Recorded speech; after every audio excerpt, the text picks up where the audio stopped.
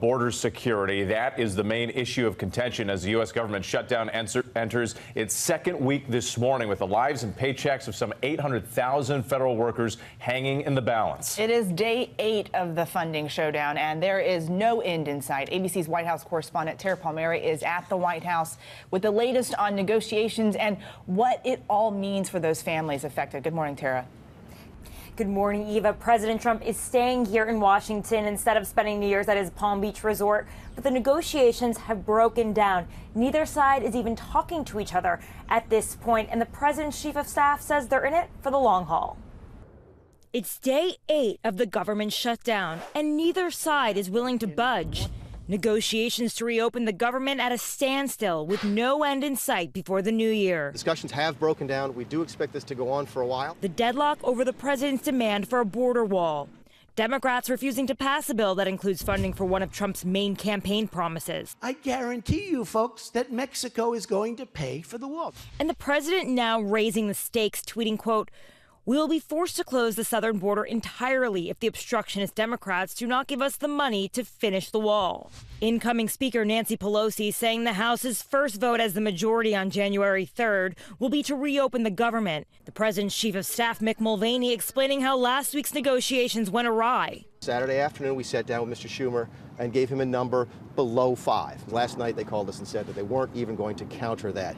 But economic analysts say that closing off the border could result in billions of dollars in damage to the U.S. economy, depending on the duration. The political showdown pinching 800,000 federal workers over the holidays, some working without pay and others furloughed. Several national parks are not being staffed, and Smithsonian museums will close their doors on January 2nd. The Coast Guard's 42,000 members receiving word Friday they will receive their final paychecks of the year on Monday.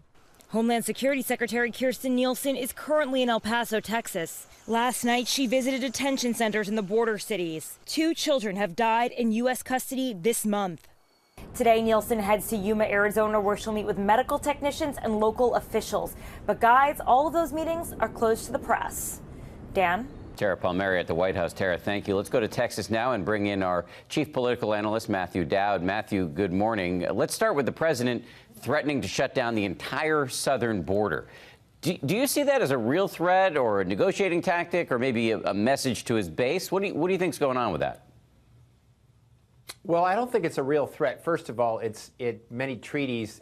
This would be a violation of many treaties for him to do something like that. It would be a violation of the new NAFTA agreement that he signed, and it would actually be a violation of much of the law of the United States about restricting legal immigration that is in the book. So I don't think it's a realistic threat. The other part of the threat is actually wouldn't hurt Mexico as much as it would hurt the United States because of the economy that we share and what we benefit from that. I actually think the main part of this is it's a signal to his base saying, I'm standing tall, I'm standing firm, I'm going to do whatever it takes.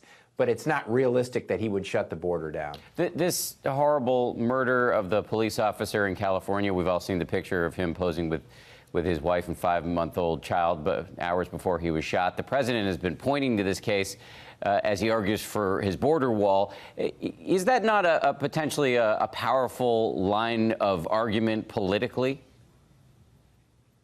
It's incredibly powerful. Obviously, this is horribly tragic, as you mentioned, and what's happened to his family, what happened to this man and everybody involved in this.